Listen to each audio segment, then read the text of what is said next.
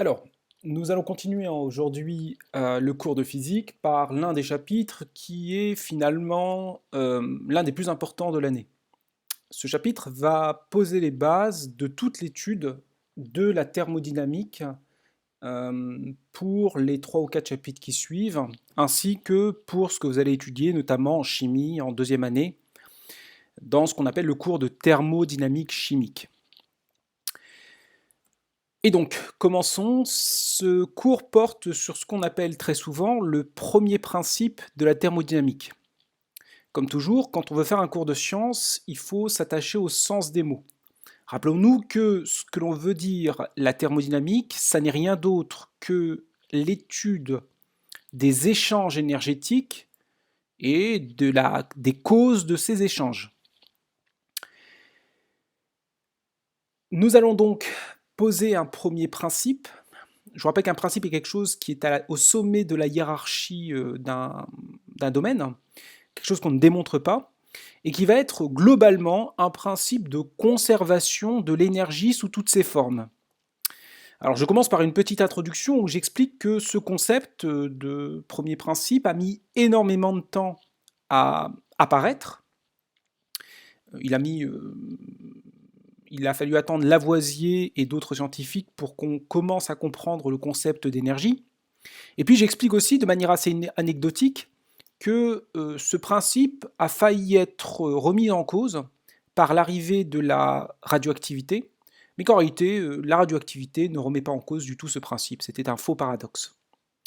Et donc, commençons. Nous allons dans tout ce chapitre étudier des transformations de ce qu'on va appeler des systèmes thermodynamiques. Alors il faut tout de suite dire une chose, c'est que la thermodynamique que l'on va faire, ça va être une thermodynamique essentiellement macroscopique, c'est-à-dire une thermodynamique qui considère des objets de taille comparable à la nôtre, et on va étudier des états de ces systèmes-là et des transformations de ces états. Et donc dans toute la suite, on dira qu'on partira d'un état initial pour aller à un état final, et la transition entre les deux, c'est ce qu'on appelle une transformation pour ce système. Pour caractériser l'état initial ou l'état final, on va définir ce qu'on appelle des paramètres d'état. Donc des paramètres d'état, ce sont des paramètres qui sont mesurables macroscopiquement et qui caractérisent parfaitement l'état d'un système. Très clairement, dans le cas d'un gaz, pour caractériser l'état d'un système, on va considérer la pression, le volume et la température qui sont des choses que l'on sait mesurer.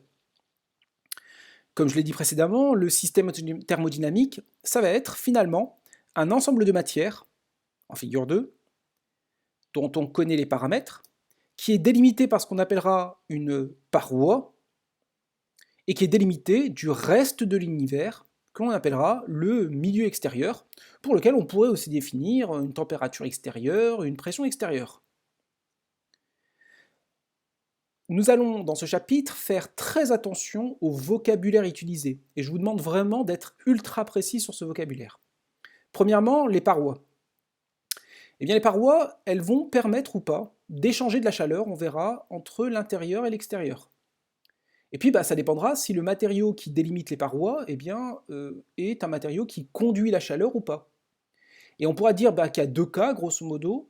Premier cas, le cas d'une isolation thermique. Vous avez quelque chose qui isole, qui empêche les transferts de chaleur. Eh bien, on dira que dans ce cas-là, vous avez des parois athermanes et la transformation peut être considérée comme adiabatique. Mot de vocabulaire extrêmement important. A l'inverse, si les parois sont conductrices, pardonnez-moi, et qu'elles permettent les transferts de chaleur, eh bien on dira que la paroi est diathermane. Je vous rappelle que la racine grecque dia veut dire à travers quelque chose. De même, les grandeurs physiques que l'on définit, les paramètres d'état, on peut les classer en deux catégories. Des grandeurs intensives et des grandeurs extensives. On va appeler grandeur extensive une grandeur qui globalement dépend de la quantité de matière. Donc typiquement, la masse est une grandeur extensive, c'est-à-dire que si vous doublez la taille d'un système, globalement vous augmentez la masse. Le volume est une grandeur extensive. A l'inverse, si on mélange deux masses d'eau de même température, eh bien la température n'a pas été doublée. Si je mélange de l'eau à 100 degrés et de l'eau aussi à 100 degrés, quand je fais le mélange, globalement je vais obtenir de l'eau à 100 degrés. Et on dira que dans ce cas-là, c'est une grandeur qu'on appelle intensive. Et il faudra savoir que la pression est une grandeur intensive, la température, la masse volumique, la tension, la concentration, et ainsi de suite. Alors je donne plein d'exemples auxquels je vous conseille de réfléchir. Maintenant, vocabulaire très important de la thermodynamique que je vous demande de connaître par cœur. Pour caractériser la transformation, on va pouvoir dire qu'elle est d'abord isotherme. Alors une transformation est isotherme si la température du système ne change pas à tout instant. C'est-à-dire que non seulement la température initiale vaut la température finale, mais toutes les températures intermédiaires. De la même manière, on pourrait dire qu'une transformation est isochore si le volume est constant. Typiquement, c'est si les parois du système sont indéformables. La transformation peut être aussi considérée comme isobare. La pression reste constante à tout instant. Ensuite, on pourrait caractériser ce qu'on appelle une transformation, alors ça c'est moins évident, monotherme. En fait, c'est de dire que le milieu extérieur a une température qui est constante. Alors, ça définit ce qu'on appelle en physique une source de chaleur.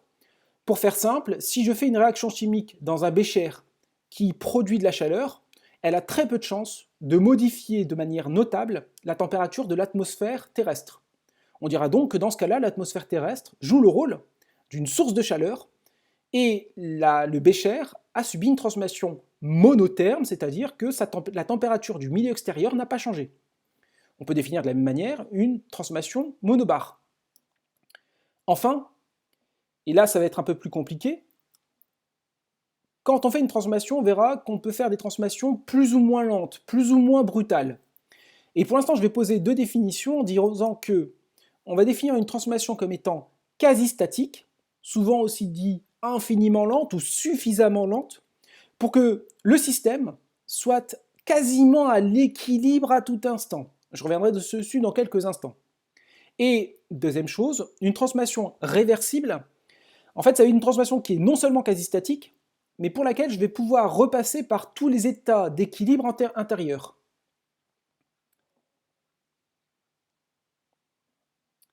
Une petite remarque. Supposons que le système soit délimité par des parois qui permettent le transfert de chaleur. Un état d'équilibre thermodynamique, c'est un état d'équilibre thermique, c'est-à-dire que là, forcément, il faut que la température à l'intérieur soit la même que la température à l'extérieur pour qu'on ait un équilibre de thermalisation entre l'intérieur et l'extérieur. S'il y avait une différence de température, eh bien, il y aurait des transferts de chaleur. Vous verrez en deuxième année que l'origine profonde des transferts de chaleur, c'est le gradient de température, la variation spatiale de température. Eh bien, on peut réfléchir un peu, et je vous laisse y réfléchir, c'est pas compliqué. C'est que si on considère une transformation qui est monotherme, c'est-à-dire à température extérieure constante, et si elle est à chaque instant à l'équilibre, donc elle est quasi statique, eh bien dans ce cas-là, forcément, elle est isotherme. Puisqu'à chaque instant, vous devez avoir T égale T extérieur, qui vaut une constante, donc la transformation est bien isotherme. Vous pouvez réfléchir, mais de la même manière, une transformation qui serait monobare quasi statique serait nécessairement isobare.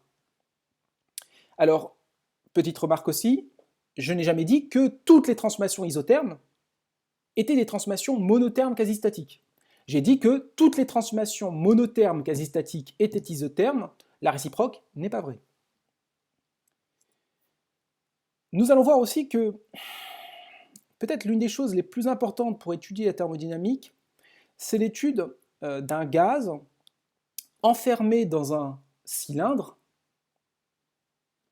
avec ce qu'on appelle une paroi mobile, qu'on appelle généralement un piston. Alors, cet exemple est très important en physique puisque c'est ce que vous retrouvez très naturellement dans les moteurs thermiques. Alors, ce sera un chapitre complet, mais je peux vous montrer à quoi ça ressemble. Si je considère ici ce qui se passe dans un moteur thermique, en fait, globalement, vous avez un cylindre avec ici un piston mobile. Alors, le gaz va être enfermé ici. Vous avez ce qu'on appelle des soupapes d'admission et des soupapes d'échappement. Et vous avez ensuite le mouvement du piston qui va actionner ce qu'on appelle un vilebrequin ou une bielle, qui va faire tourner la roue. Alors c'est ce schéma qui là en fait, hein, c'est ce qu'on souvent on observe, hein, vous savez, c'est ce qu'on appelle les fameux 4 cylindres en ligne sur lesquels je reviendrai, avec ici l'arbre moteur et ce qu'on appelle avec les 4 temps, hein, admission, compression et ainsi de suite. Alors si on veut voir ce que ça veut dire, bah, le fait que le piston soit mobile, pour l'instant on va oublier les soupapes, eh bien va faire que le gaz va être soit comprimé, soit détendu. Et donc ça nous donne quelque chose qui ressemble à ça, c'est-à-dire un phénomène, eh bien ici, alors de compression du gaz, puis un phénomène eh bien, de détente, et puis de nouveau, alors après un phénomène de compression, et ainsi de suite. Et donc si on accélère, hein, ça fait ça. Hein. Donc vous voyez qu'en fait cet exemple est assez important.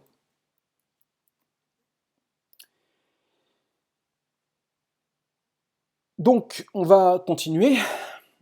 Dernière définition, qui sera plus subtile maintenant, eh bien, on va simplement dire qu'il existe des grandeurs physiques qu'on va appeler des grandeurs d'état. Donc je dis ici, ces grandeurs d'état ou ces fonctions d'état, ce sont des grandeurs qui dépendent essentiellement eh bien, des paramètres d'état. Et typiquement, ce sera l'énergie interne, on verra aussi l'enthalpie, on verra l'entropie. En fait, pour faire simple, ça veut dire que ce sont des grandeurs dont la valeur ne dépend que de l'état et pas du tout de ce qui s'est passé avant. Alors ça semble assez inutile pour l'instant, mais vous verrez qu'avec le second principe, ça sera fondamental. Alors justement, une fois qu'on a fait cela, ces définitions, on va commencer à essayer d'écrire un premier principe. Comme je vous l'ai dit, résumons le premier principe, un principe de conservation de l'énergie. On va dire qu'on va essayer de faire ce qu'on appelle un bilan d'une grandeur extensive. Eh bien, on va dire que si on veut faire le bilan d'une grandeur extensive, je l'appelle G de manière assez simple, eh bien je vais dire qu'une grandeur extensive, si on y réfléchit un peu, elle ne peut varier que s'il y a un échange avec l'extérieur ou si elle se crée à l'intérieur. Donc pour faire simple, si je devais étudier le bilan d'énergie sous toutes ses formes de ce système qui est là, eh bien, les seules façons de faire varier l'énergie pour ce système, ce serait soit de l'échanger avec l'extérieur, soit qu'elle se crée à l'intérieur. Et donc, très clairement, entre T et T plus dt, je dirais que la variation d'énergie eh bien, pour un système comme celui-là, ça serait une grandeur entrante plus une grandeur créée. Alors je précise un peu les choses, ce que j'appelle delta G entrant, c'est la grandeur qui rentre algébriquement, autrement dit elle est positive si ça rentre effectivement et elle est négative si ça sort, et delta G créée est la grandeur algébriquement créée entre les instants t et t plus dt.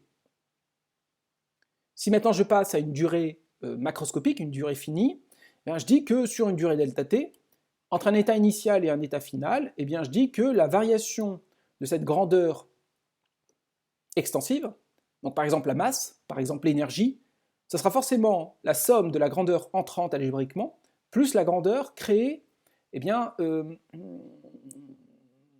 sur cette durée delta t. Je reviens sur quelque chose que j'ai déjà dit, mais sur lequel je vais revenir. Attention, attention, attention aux notations. La notation D et la notation delta est absolument pas interchangeable. Et ce sera d'ailleurs le domaine, la thermodynamique, sur lequel on ne vous fera pas de cadeau. C'est-à-dire qu'on vous en voudra terriblement si vous confondez ces deux notations. Donc notez bien que D, G, veut bien dire que c'est une variation infiniment petite dont l'intégration donne une variation globale. A l'inverse, delta G, c'est quelque chose qui est tout petit, mais qui n'est pas une variation, c'est une petite brique, et dont la somme donne une grosse brique. Premier principe, nous allons progressivement tenter d'introduire le premier principe, et pour ça il faut se faire un petit rappel, c'est que on avait vu dans le chapitre sur les gaz parfaits que globalement on peut décomposer l'énergie d'un système sous deux formes, une forme macroscopique et une forme microscopique. La forme macroscopique, c'est ce qu'on appelle l'énergie mécanique. La forme microscopique, c'est ce qu'on appelle l'énergie interne. Et on va donc dire que l'énergie totale d'un système, ça va être la somme de son énergie macroscopique, c'est-à-dire son énergie cinétique de mouvement, de translation, plus son énergie potentielle d'interaction avec l'extérieur, plus sa somme, plus son énergie interne, qui est la somme des énergies cinétiques microscopiques dans le référentiel barycentrique, plus l'énergie potentielle d'interaction entre particules. Eh bien, dans ce cas-là, l'énergie totale, c'est E méca plus l'énergie interne. Alors, chose qui ne sert à rien pour l'instant, mais vous verrez que ça sert à grand chose, à pas mal de choses après, on va définir tout de suite quelque chose qui ne sert à rien, qui s'appelle l'enthalpie. Et on va dire que l'enthalpie, on va la construire comme U plus PV. Pour l'instant, je ne sais absolument pas ce que c'est que l'enthalpie. D'ailleurs, je le dis, l'enthalpie n'a aucune signification physique. Mais c'est pas grave, vous allez voir qu'elle sert à quelque chose. On va voir que sa variation, par contre, est vachement importante. Alors, énoncé du premier principe qu'on va retenir par cœur. Premier énoncé, alors ce ne sera pas l'énoncé qu'il faudra tout le temps utiliser, c'est l'énoncé qui pose les choses. Bien, c'est ce que je vous ai dit. L'énergie totale d'un système alors isolé se conserve au cours du temps. D'ailleurs, j'ai oublié un point que je rajouterai. Alors, je me permettrai de le rajouter sur le cours. Lorsque j'ai considéré le système, je rajoute isolé, ouvert, fermé. Alors, je rajouterai ça dans le cours, pardonnez-moi. Je vais rajouter 3 définitions pour ce système. Le système que je considère, je vais pouvoir le caractériser de 3 façons. Je peux considérer d'abord ce qu'on appelle un système fermé. Eh bien, un système fermé, c'est un système pour lequel il n'y a ni échange d'énergie avec l'extérieur, ni échange de matière avec l'extérieur. En fait, le système n'échange rien. Ensuite, je peux définir ce qu'on appelle un système ouvert. Un système est ouvert s'il échange à la fois de l'énergie et de la matière. En fait, ce sera un ballon de baudruche ouvert qui se dégonfle et qui échange à la fois de l'énergie et des particules. Et puis, entre les deux, je peux définir ce qu'on appelle un système fermé, qui est un système qui va échanger essentiellement de l'énergie. Donc typiquement, si on a une paroi qui ne permet pas à une particule de sortir de la paroi, mais qui permet par la conduction thermique de transférer de la chaleur, eh ben, c'est un système qu'on va appeler fermé. Donc l'exemple que je vous ai montré ici, par exemple, d'un cylindre fermé par un piston, si les deux soupapes sont fermées et que le gaz ne peut pas s'échapper, eh ben, je peux éventuellement transférer de la chaleur par l'intermédiaire de la paroi du piston. Par contre, si la soupape est ouverte, le système devient ouvert, puisque le gaz peut s'échapper ou peut rentrer. Et donc, dans ce chapitre, nous allons étudier essentiellement 2 cas, qui sont le cas des systèmes isolés et le cas des systèmes fermés. Le cas des systèmes ouverts sera un chapitre complet, séparé. Donc, énoncé du premier principe, pardonnez-moi, l'énergie totale d'un système isolé se conserve au cours du temps. Autrement dit, un système isolé, c'est un système qui n'échange rien. Et comme il n'échange rien, son énergie se conserve. Alors on peut en fait donner une démonstration assez rapide en disant simplement que c'est une conséquence du bilan d'énergie, du bilan d'une grandeur extensive qu'on a fait là, en disant que l'énergie totale d'un système voit sa variation dans l'éventuel flux entrant et dans l'éventuelle création interne. Comme il est isolé, eh bien, il n'échange rien. Et comme il n'existe pas, par principe, de création ex nihilo d'énergie, c'est-à-dire l'énergie ne se crée pas de rien du tout, eh bien, l'énergie totale se conserve au cours du temps. Donc on a bien démontré ce qu'on appelle ce premier énoncé du premier principe, en fait, ici.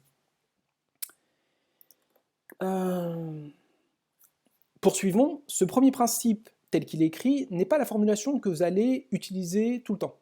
On va essayer de l'écrire différemment. Une fois qu'on a traité les systèmes isolés, on va essayer maintenant d'aller vers les systèmes fermés. Donc je vous l'ai dit, système fermé à retenir par cœur, c'est un système qui n'échange pas de matière, mais qui peut échanger de l'énergie. Et donc je dirais simplement que dans ce cas-là, on va représenter les choses en disant qu'un système thermodynamique fermé, eh bien, ne va pouvoir échanger de l'énergie avec l'extérieur que de 2 façons. Premièrement, s'il subit des transferts thermiques. Alors Q, c'est la lettre qu'on prendra toujours pour signifier ce qu'on appelle les transferts thermiques. Alors le mot transfert thermique est souvent aussi utilisé dans le sens de chaleur, mais je préfère utiliser le mot ici, transfert thermique. Alors même si souvent je fais l'abus de langage transfert thermique et chaleur, je vais plutôt dire transfert thermique qui est plus rigoureux. Et donc Q, ce sera les transferts thermiques. Donc typiquement, j'ai un gaz enfermé dans un cylindre et il y a de la chaleur qui sort, ou du transfert thermique, pardonnez-moi, qui sort par l'intermédiaire de la paroi du cylindre. Et puis, deuxièmement, dans l'énergie mécanique et dans l'énergie interne, je ne faisais intervenir que des énergies potentielles. Or, si on se rappelle son cours, les énergies potentielles ne concernent que des forces qu'on appelle conservatives, c'est-à-dire une force qui dérive d'une énergie potentielle. Et donc, c'est-à-dire qu'il peut y exister des forces qui ne dérivent pas d'une énergie potentielle. Ben, on va les prendre en compte. Et on va donc dire que pour un système fermé, la variation d'énergie totale vaut la somme du transfert thermique et eh bien, du travail des forces, alors je ne l'ai pas bien écrit, des forces non conservatives.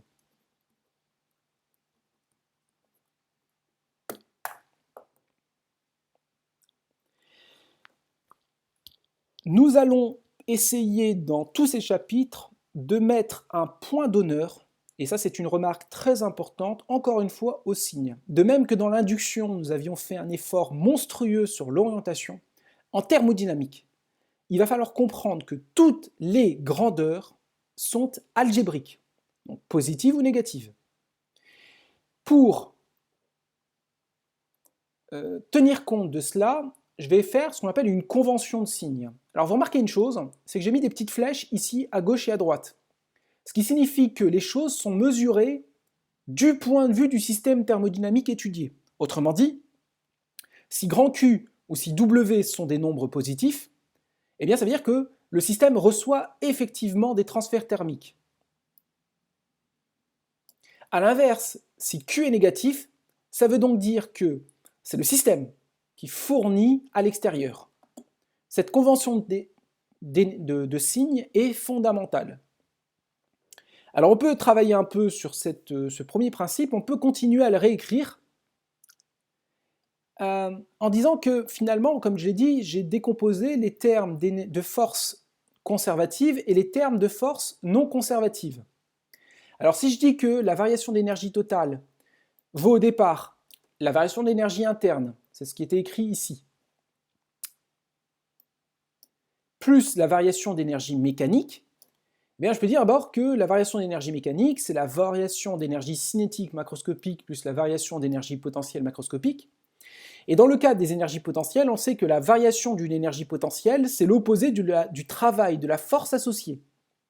Autrement dit, la variation de l'énergie interne plus la variation de l'énergie cinétique macroscopique vaut la somme des transferts thermiques plus le travail des forces macroscopiques non conservatives plus le travail macroscopique des forces conservatives.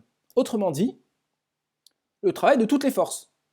Et donc on va pouvoir écrire un nouveau principe, qui est celui-ci, qui est de dire que delta U plus delta EC macroscopique, donc la variation d'énergie interne plus la variation d'énergie cinétique macroscopique, vaut la somme du travail de toutes les forces extérieures, plus les transferts thermiques. Et puis enfin, j'ai pas vraiment envie de faire de mécanique. J'ai passé plusieurs chapitres à faire de la mécanique, j'ai étudié des boulets de canon qui vont dans l'air, c'est passionnant. Moi maintenant j'ai envie de me concentrer sur l'énergie interne. Eh bien je vais simplement dire que, imaginons que l'on s'intéresse à des systèmes qui sont macroscopiquement au repos.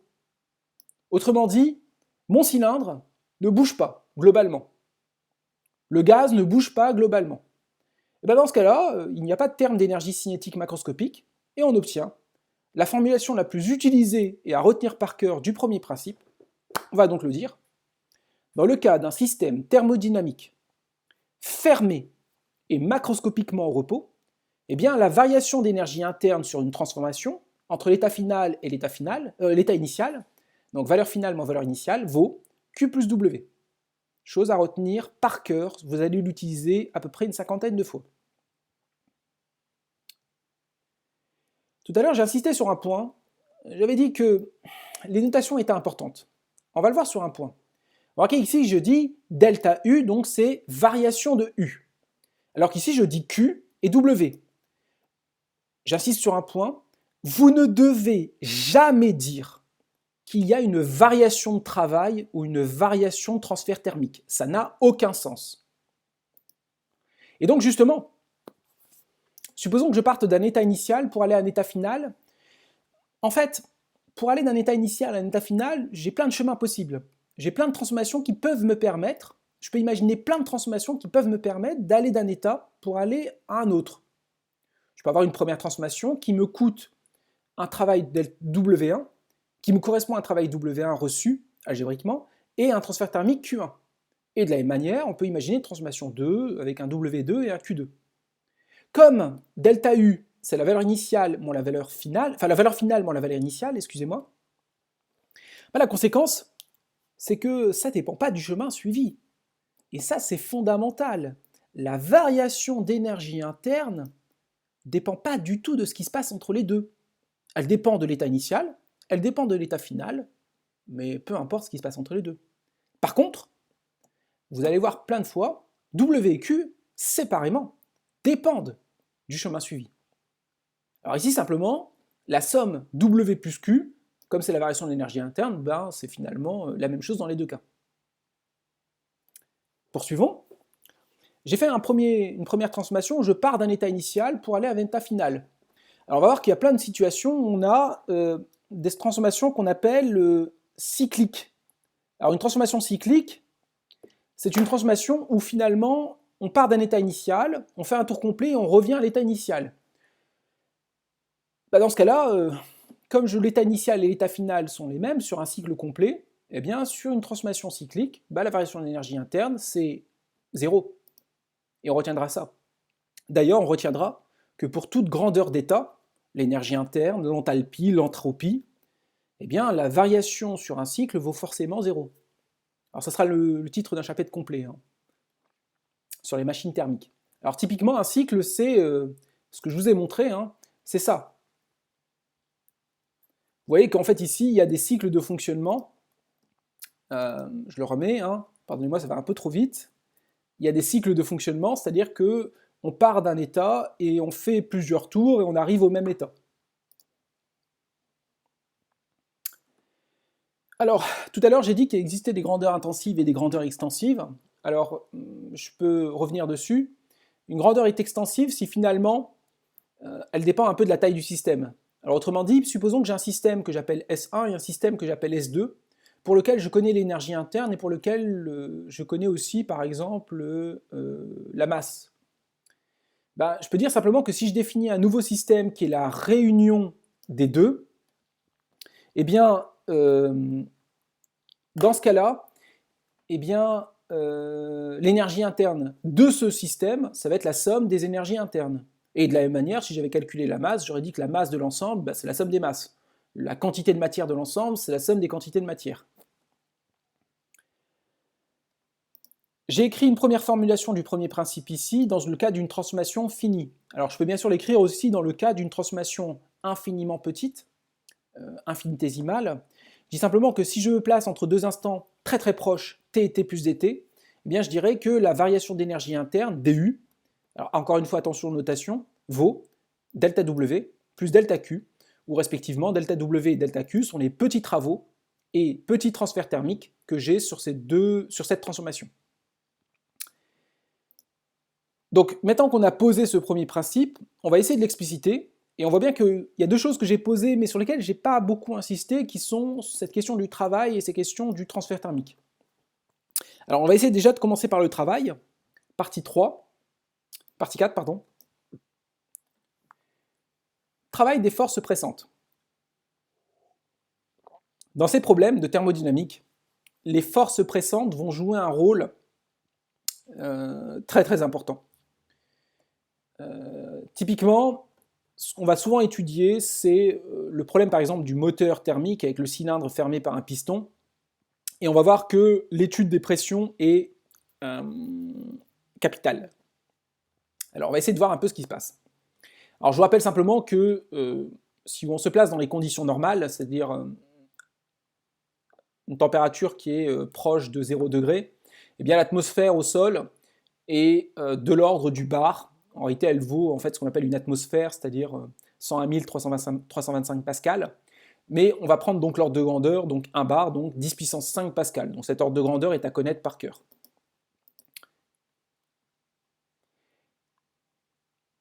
On va simplement dire que on va essayer d'étudier ce qu'on appelle la pression extérieure. On imagine donc un système thermodynamique, typiquement un gaz, dont on connaît la température, la pression et le volume. Ce gaz est enfermé dans un cylindre fermé par un piston, et on a une atmosphère extérieure dont on connaît la température et la pression. Alors première situation, c'est celle de la figure 8. On aimerait d'abord connaître la force exercée par l'atmosphère sur le piston.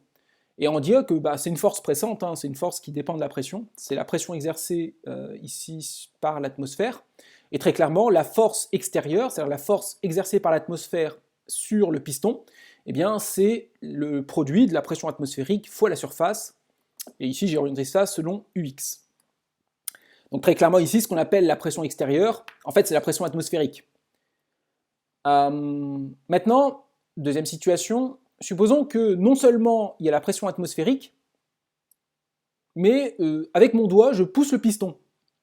Dans ce cas-là, la force extérieure, c'est la somme de la force de l'opérateur, donc F-op, plus la force pressante due à l'atmosphère. Auquel cas, ce qu'on appelle la pression extérieure, qui est le rapport entre la force exercée de la part de tout ce qui est extérieur au système, divisé par la surface S, ça vaut la pression atmosphérique plus la force de l'opérateur apportée à la surface. Tout ça, c'est bien homogène à des pressions. Alors, où est-ce que je vais en venir? Je vais simplement en venir sur le fait que, attention, il y a souvent une confusion qui est faite entre ce qu'on appelle la pression extérieure et la pression atmosphérique. Alors, vous voyez qu'en fait, dans le premier cas, c'était la même chose, mais c'est pas forcément la même chose.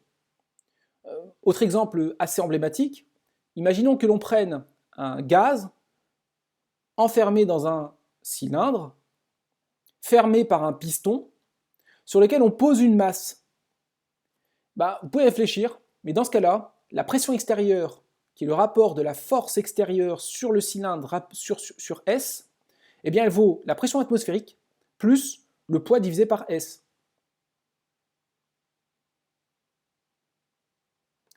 Encore une fois, attention, ne confondez pas la pression extérieure avec la pression atmosphérique. Travail. Je reprends le schéma ici de la figure 11 et je dis simplement que, supposons que l'on étudie un gaz enfermé dans un cylindre, fermé par un piston mobile, avec une pression extérieure. Donc peu m'importe la façon dont est créée cette pression extérieure. Le travail des forces pressantes extérieures vaut le produit de la force par le déplacement élémentaire, qui vaut aussi le produit de P extérieur fois S fois dx. On va donc dire que ce travail des forces pressantes vaut moins P extérieur fois dv. Cette formule doit être retenue par cœur et vous devez y réfléchir. Vocabulaire. On va tout le temps parler de détente et de compression d'un gaz. Si l'on regarde en fait ici le gaz qui est, pardonnez-moi, je me remets un peu en arrière, si on remet en fait le gaz qui est à l'intérieur ici du cylindre, si le piston remonte, vous voyez que le volume du gaz diminue. On appelle ça une compression. A l'inverse, si le volume du gaz augmente, on appelle ça une détente. Si le gaz est comprimé, on peut y réfléchir, on constate en fait que le gaz va s'opposer à sa compression. C'est donc la bielle Vibrequin qui va pousser le piston pour comprimer le gaz. Autrement dit, dans le cas d'une compression, le gaz va recevoir un travail. A l'inverse, lorsque le gaz se détend, c'est lui qui pousse le piston et donc c'est lui qui perd de l'énergie.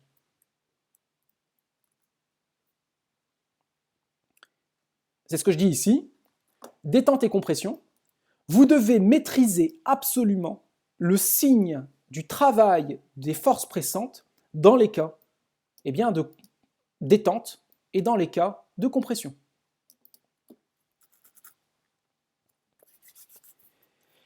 Ce qu'on vient d'étudier là, c'est le cas en fait d'une transformation infiniment petite. Je me suis déplacé entre x et x plus dx. Maintenant, si je me place en fait dans le cas d'une transformation finie, je dis simplement que le travail des forces pressantes, ça va être la somme, donc l'intégrale entre l'état initial et l'état final de moins P extérieur dV. Alors attention, cette formule, je la pose comme ça, mais je ne peux pas forcément la calculer parce que la pression extérieure, elle peut dépendre de plein de paramètres. Il y a quand même quelques cas qui sont vachement simples et qu'il faudra en fait vachement reconnaître. Premièrement, le cas d'une transformation isocore.